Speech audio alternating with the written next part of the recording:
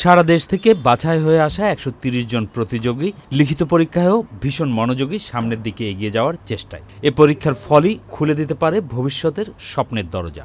আমরা will try to find out the best talents through exams and reality show, যারা actual real life product service নিয়ে কাজ করবে এবং প্রথম সারি যারা থাকবে 8 থেকে 10 জন তাদেরকে আমরা ফুল স্কলারশিপ দেব বাইরে পড়াশোনা করবার জন্য। এই পৃথিবীতেই যেখানে একজন শিশু মারা যাচ্ছে ক্ষুধায়, সেই একই পৃথিবীতে মাত্র 7 জন graduate.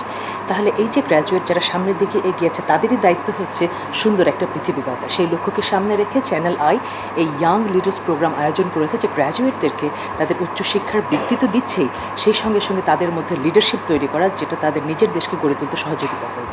Incepta pharmaceutical powered by channel আইয়ের এই আয়োজনের সহযোগী বিশ্ববিদ্যালয় মঞ্জুরি কমিশন।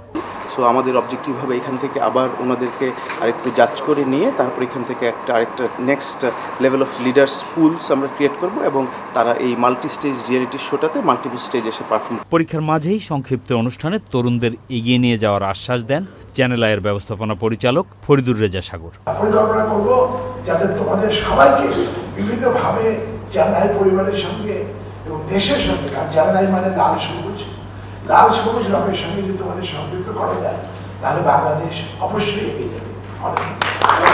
চূড়ান্ত প্রতিযোগিতায় বিজয়ী 10 জন ইয়ং লিডার পূর্ণ মাস্টার্স করতে ব্রিটেন, ফ্রান্স, বেলজিয়াম বা মালয়েশিয়ার জন্য ফেলোশিপ পাবেন। সঞ্জয় চাকি, চ্যানেল আই, ঢাকা।